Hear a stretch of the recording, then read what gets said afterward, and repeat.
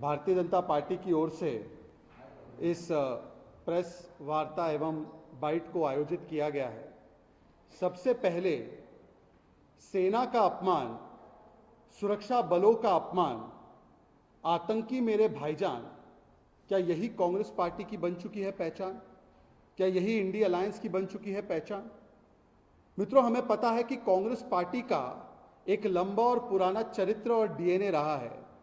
They have a long history, जहां पर उन्होंने दल हित को देश हित के ऊपर और वोट बैंक नीति और अपने वोट बैंक की सुरक्षा को राष्ट्र नीति और राष्ट्रीय सुरक्षा के ऊपर हमेशा रखा है। और लिहाजा राष्ट्र नीति के मुद्दों पर ओछी सियासत और राजनीति करना यह कांग्रेस का चरित्र बन चुका है। और चाहे इसमें आतंकियों की, उग्रवादियों की पैरवी भी क्यों ना करनी पड़े, तो कांग्रेस इससे पीछे नहीं हटती। एक समय ऐसा था कि यूपीए की सरकार ने, मनमोहन सिंह जी की सरकार ने नक्सलियों को, लेफ्ट विंग एक्सट्रीमिज्म को देश की सबसे बड़ी आर्थिक चुनौती, बिगेस्ट इंटरनल सिक्योरिटी थ्रेट कहा था। उस समय पर आपको यह बयान डॉक्टर मनमोहन सिंह जी का याद भी होगा। छत्तीसगढ़ में तो कांग्रेस पार्टी के तमाम जो सर्वोच्च छत्तीसगढ़ के नेता थे, उनको एक आतंकी हमले में नक्सलियों ने मारकर वहां की पूरी कांग्रेस की इकाई को समाप्त कर दिया था। परंतु आज जब वही कांग्रेस पार्टी, जब छत्तीसगढ़ में सुरक्षा बलों को, सिक्योरिटी फोर्सेस को एक बड़ी सफलता प्राप्त होती है और नक्सलिज्म के खिलाफ, आतंकवाद के खिलाफ एक बड़ी चोट हमारी सुरक्षा बल करती है, तब सुरक्षा बलों का स्वागत और सत्कार करने के बदले, उनको सराहने के बदले, कांग्रेस पार्टी आतंकियों को, नक्सलियों को, उग्रवादियों को शहीद कहती है और सेना और सुरक्षा बलों के कार्रवाई पर प्रश्न चिन्ह खड़े करके उनके मनोबल पर कुटाराघात और चोट करती है। Today, when we have seen a very important operation that has taken place in Chhattisgarh, where 29 Naxalites, terrorists, were eliminated by the security personnel, and this was indeed a big achievement for the security forces. Instead of coming out and welcoming the security forces, their action, today the Congress party has done what is expected of them, but unthinkable, that they come out and they claim that the Atankwadis, the Ugravadis, the Naxalites are essentially martyrs, and they raise question marks on the bravery of our security forces. मैं आगे बढ़ूं उससे पहले मैं आपको वो बयान सुनाना चाहता हूं जो कांग्रेस पार्टी के अधिकृत मंच से, कांग्रेस पार्टी की अधिकृत राष्ट्रीय प्रवक्ता, जिनका वैसे तो वो सीरियल ऑफेंडर है, कंगना रनौत से लेकर मंडी के लोगों के अपमान तक, देवभूमि के अपमान तक उनका एक लंबा चरित्र रहा है। परंतु सुनिए उन्होंने क्या बयान दिया और शब्दशः ये देखिए कि आतंकी मेरे भाईजान ये कैसे बनी कांग्रेस की पहचान। सुनिए। नहीं, मैं इसमें कोई राजनीति नहीं करना चाहती हूँ। मुझे लगता है इसकी बिल्कुल गहन जांच होनी चाहिए और उन सब लोग जो शहीद हुए, हमारे सुरक्षाकर्मी भी कुछ घायल हुए, उन सबको हमारी संवेदनाएं हैं और इसमें कोई राजनीति का सवाल ही नहीं है। आपको पता है कि कल के ऑपरेशन में, जैसे गृह मंत्री जी ने भी बताया, लगभग 29 नक्सली आतंकवादी मारे गए। उसमें हमारे 3 या 4 जो सुरक्षा बल के हमारे वीर हैं, उनको भी चोटें पहुंची। तो मरने वालों की तादाद में केवल नक्सली है और कोई सुरक्षा बल से कोई नहीं है। और ये वो नक्सली है जिन पर आप ही के समाचार चैनलों से पता चला है 25 लाख का इनाम है, किसी पे और कुछ इनाम है। किस प्रकार से उनके पास AK-47, इंसास और बड़ी बड़ी मशीन गन्स और राइफल्स थी, ये सारी चीजें भी बरामद हुई है। परंतु कांग्रेस पार्टी अधिकृत रूप से कहती है कि इस पूरे ऑपरेशन की, जिसमें सुरक्षा बलों को सफलता प्राप्त हुई, इसकी गहन जांच होनी चाहिए। और वो जो सब लोग शहीद हुए हैं, मतलब आतंकियों के लिए वो कह रही है, नक्सलियों के लिए कह रही है कि जो नक्सली शहीद हुए हैं उनके प्रति हम अपनी संवेदना प्रकट करते हैं। मैं आज कांग्रेस पार्टी से पूछना चाहता हूं नक्सली में आपको शहीद नजर आता है और जो सेना के हमारे शूरवीर हैं उनमें सड़क का गुंडा याद आता है। आपको याद होगा कि इसी कांग्रेस पार्टी ने इसी अधिकृत मंच से उनके अधिकृत नेताओं के द्वारा बिपिन रावत जी, जो देश के पहले सीडीएस थे, उत्तराखंड और गढ़वाल की जान और शान माने जाते हैं, ऐसे बिपिन रावत जी को सड़क का गुंडा कहने का महापाप इस कांग्रेस पार्टी ने किया। इस कांग्रेस पार्टी ने सेना के सेना प्रमुख को सड़क का गुंडा कहा, परंतु नक्सलियों को यह शहीद मानती है। और यह सुप्रिया श्रीनेत का बयान कल आया है, अभी तक कांग्रेस पार्टी ने ना इस बयान का खंडन किया है, ना इससे अपने आप को दूर किया है। इसका मतलब यह केवल सुप्रिया श्रीनेत का नहीं, बल्कि पूरी कांग्रेस पार्टी, राहुल गांधी, सोनिया गांधी, खड़गे जी, प्रियंका वाड्रा, पूरे कांग्रेस के परिवार का बयान है। और यह कोई एकलौता ऐसा बयान नहीं है। इसके अलावा मैं आपको बता दूं कि यही कमेंट्री नक्सलियों के विषय में जो कांग्रेस पार्टी ने अपना प्रत्याशी दिल्ली से उतारा है, अर्थात कन्हैया कुमार, मैं आपको सुनाना चाहता हूं कि यही कन्हैया कुमार क्या कहते हैं नक्सलियों के विषय में और सुरक्षा बलों के विषय में। जरा ध्यान से सुनिए। शहीदों को शहादत का दर्जा दिया जाए और जो इनको शहीद बना रहे हैं उनके खिलाफ जंग छेड़ी जाए। मैं कहता हूं कि जिनको नक्सली बताकर मारा जा रहा है वो भी शहीद है। इस बात को बोलेंगे कश्मीर के अंदर महिलाओं का बलात्कार किया जाता है। मैं आपको पढ़कर सुनाता हूं उन्होंने क्या बोला। उन्होंने कहा कि जो नक्सलियों को शहीद कर रहे हैं उनके खिलाफ जंग छेड़ी जाए, मतलब सुरक्षा बलों के खिलाफ जंग छेड़ी जाए। यह वही कन्हैया कुमार है जिसने जेएनयू में किस प्रकार का कार्यक्रम आयोजित किया था अफजल गुरु के सम्मान में, और उसमें राहुल गांधी पहुंचे थे मैदान में। और कन्हैया कुमार यहां नहीं रुकते, वो तो कहते हैं कि सुरक्षा बल वाले अलग अलग जगहों पर महिलाओं का बलात्कार करते हैं, मतलब कि सुरक्षा बल और सेना सड़क का गुंडा, सुरक्षा बल और सेना बलात्कारी और नक्सली शहीद होते हैं। आतंकियों में, अफजल गुरु में इनको बेचारा नजर आता है, याकूब मेमन में उनको हालात का मारा नजर आता है, और आतंकी इनको प्यारा प्यारा नजर आता है। यही कांग्रेस पार्टी और इंडी गठबंधन का चरित्र बन चुका है। केवल यहां पर बात नहीं रुकती।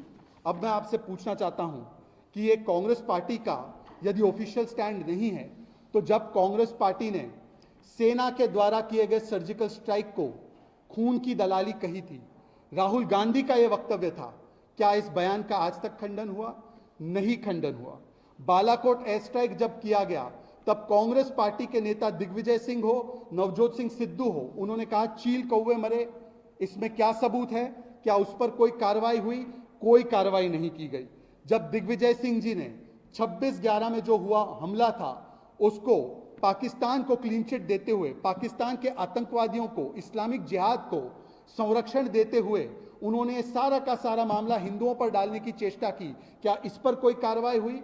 कोई कार्रवाई नहीं हुई। जब पुलवामा हमला हुआ तो पुलवामा पर चाहे अधीर रंजन चौधरी हो, चाहे रणदीप सुरजेवाला हो, राम गोपाल यादव जी हो, ममता बनर्जी हो, अलग अलग समय पर इन्होंने भी सुरक्षा कवच इस्लामिक जिहाद को दिया, पाकिस्तान को दिया, और भारत की एजेंसियों पर ही सवाल उठाने का, कुकर्म करने का काम इन्हीं कांग्रेस और इंडिया अलायंस के नेताओं के द्वारा हुआ। और यहां तक कि ओसामा जी भी कहा गया है कांग्रेस के नेताओं के द्वारा, हाफिज सईद जी भी कहा गया है कांग्रेस के नेताओं के द्वारा।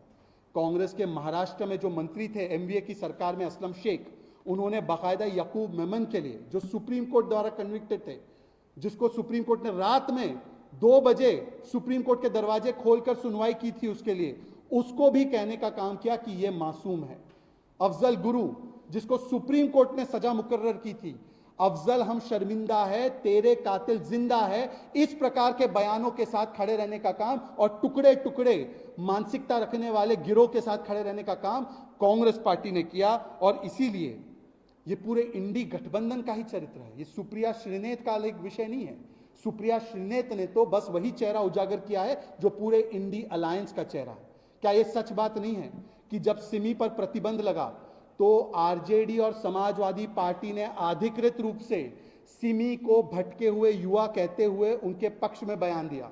क्या यह सच बात नहीं है कि जब 2012 में अखिलेश यादव जी की सरकार थी, तब कुछ आतंकियों को, जिन्होंने वाराणसी में अलग अलग जगहों पर सीरियल बॉम्ब ब्लास्ट किया था, उनको छोड़ने का प्रयत्न किया गया, तब हाईकोर्ट ने 2012 में हाईकोर्ट ने कहा कि आज आप आतंकियों को छोड़ रहे हैं, कल क्या आप इन आतंकियों को पद्मश्री अवार्ड देंगे? ये जस्टिस RK अग्रवाल और जस्टिस RSR मौर्य ने ये ऑब्जर्वेशन और फाइंडिंग दी थी और उनके निकलने को रोका था। आज मेरा केवल इतना ही सवाल है, ये आतंकियों का साथ इंडी और कांग्रेस के साथ क्यों है? ये आतंकी के साथ रिश्ता क्या कहलाता है कांग्रेस पार्टी का, और खास करके नक्सलियों के साथ?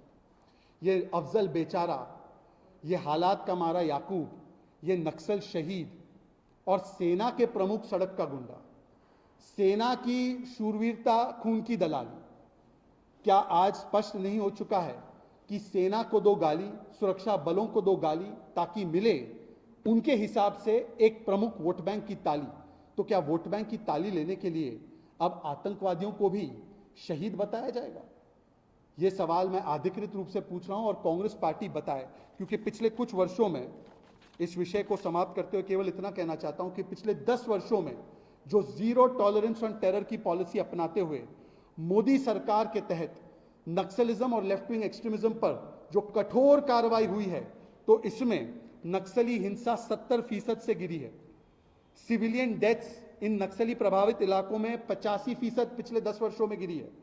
सिक्योरिटी फोर्सेस की डेथ्स, उनकी हत्याएं जो की जाती है, जो असलियत में वो सिक्योरिटी फोर्सेस शहीद माने जाते हैं, उनकी डेथ्स जो है 72% से गिरी है। नक्सली प्रभावित जिले जो पहले 96 होते थे, वो गिरकर सिमट कर अब 45 डिस्ट्रिक्ट्स तक आ चुके हैं। और जो पिछले कुछ महीनों में हमारी छत्तीसगढ़ की सरकार आई है, उस छत्तीसगढ़ की सरकार के तहत और केंद्र की सरकार के तहत जो कार्रवाई हुई है, तो अभी तक 80 नक्सलियों को खत्म किया गया है, एलिमिनेट किया गया है, और लगभग 125 नक्सलियों को गिरफ्तार किया गया है और 150 नक्सलियों ने सरेंडर किया है। जब कांग्रेस की छत्तीसगढ़ की सरकार थी तो उनका क्या रुख और रवैया था, आप आंकड़ों से ही देख सकते हैं। और कांग्रेस की सरकार जब थी तब left wing extremism, red corridor कितना छाया हुआ था, यह भी आप देख सकते हैं। और आज उसी नक्सलियों की पैरवी कर रहे हैं कांग्रेस पार्टी के लोग, क्योंकि जब चुनाव हार रहे हैं तो मोदी विरोध में आज आतंकियों के साथ, उग्रवादियों के साथ खड़े रहने में भी उनको कोई संकोच महसूस नहीं हो रहा। दूसरा विषय मित्रों, अभी मैंने आपको बताया कि अब तो राहुल गांधी जी ने शुरू किया था मुंबई में शक्ति के अपमान से, उसके बाद आपने देखा कि युवा शक्ति और नारी शक्ति का अपमान कांग्रेस के नेताओं ने किया। जिस प्रकार से रणदीप सुरजेवाला ने हेमा मालिनी जी पर टिप्पणी की, ये सुप्रिया श्रीनेत ने जो टिप्पणी कंगना रनौत पर की, उसके अलावा आपने देखा कि सेना और सैन्य शक्ति पर जो अभी सुप्रिया श्रीनेत, कन्हैया कुमार जैसे लोग बोलते आ रहे हैं लगातार और उनके शूरता पर सवाल खड़े कर रहे हैं, परंतु अब शक्ति, युवा शक्ति, नारी शक्ति और सैन्य शक्ति के बाद कांग्रेस पार्टी ने जनशक्ति के खिलाफ भी सुपारी लेने का काम किया है। यह अति महत्वपूर्ण विषय है जिसको मैं आपके समक्ष रख रहा हूं। कल आपके समाचार चैनलों ने सब जगह बताया है कि कांग्रेस के इंडी अलायंस और उनके साथी जेएमएम के एक बहुत बड़े नेता नजरुल इस्लाम साहब ने देश की जनशक्ति का अपमान करते हुए देश की जनता के द्वारा चुने गए प्रधानमंत्री को मारने की, और केवल मारने की नहीं बल्कि उनको 400 फीट जमीन में गाड़ने की सरेआम सार्वजनिक तरीके से, वो भी चुनावी मंच से धमकी दी है। ये कांग्रेस की मानसिकता, जेएमएम की मानसिकता, इंडी अलायंस की मानसिकता को दर्शाता है। और ये जो गाली गलौज, अपमान, धमकी की राजनीति है, ये कोई संयोग नहीं है, ये सोचा समझा प्रयोग है। क्योंकि 2 दिन पहले कांग्रेस के एक प्रत्याशी छत्तीसगढ़ में प्रधानमंत्री नरेंद्र मोदी जी को मारने की बात करते हैं। आप देख सकते हैं उनका नाम, और वो क्या कह रहे थे कि वो आएंगे और मोदी जी मरेंगे, इस प्रकार का बयान दिया। उससे एक दिन पहले चरणदास महंत, जो कांग्रेस पार्टी के वरिष्ठ नेता है छत्तीसगढ़ में, वो कोट अनकोट कहते हैं कि प्रधानमंत्री को लाठी से मारने वाला कोई चाहिए। इसी प्रकार से प्रधानमंत्री को मारने की, उनको गाली देने की, अपमानित करने की लगभग 125 से ज्यादा गालियां और धमकियां कांग्रेस और उसके साथियों ने लगातार देने का काम किया है। और जो जितनी ज्यादा गाली देता है वो उतना ज़्यादा प्रगति करता है इन पार्टियों में। इसका प्रमाण तो आजकल जो कांग्रेसी नेता कांग्रेस से निकले हैं वो भी दे रहे हैं। परंतु सवाल ये बनता है कि क्या ये मोहब्बत की दुकान या ये नफरत के भाईजान हैं और धमकी का सामान है। जो नजरुल इस्लाम ने कहा या जो कांग्रेस के नेता कहते हैं कि मोदी हिटलर की मौत मरेगा, कब्र खुदेगी मोदी की, मोदी डैश डैश की मौत मरेगा, गंगू तेली, नीच, भस्मसूर, तू चाय बेच, तेरा परिवार कौन सा है, जिस प्रकार से मोदी जी को मारने की बातें कर रहे हैं, इसका मतलब साफ है कि इंडी अलायंस और कांग्रेस पार्टी, क्योंकि उनके पास मोदी जी के मिशन और विजन के खिलाफ बोलने के लिए कुछ नहीं बचा, तो फ्रस्ट्रेशन में आकर अपने करप्शन और अपने फैमिली डायनेस्टी प्रोफेशन को बचाने के लिए अब वो politics of abuse and politics of disturbance पर आ चुके हैं। और किस प्रकार की गालियां और धमकी लगातार दी जा रही है उनकी तरफ से, इस पर तो इलेक्शन कमीशन को स्वतः संज्ञान लेना ही चाहिए। इलेक्शन कमीशन को नजरुल इस्लाम पर तुरंत कार्रवाई करनी चाहिए और बताना चाहिए कि किस प्रकार से जो 100 से ज्यादा गालियां लगातार दी जा रही है, क्या ये आज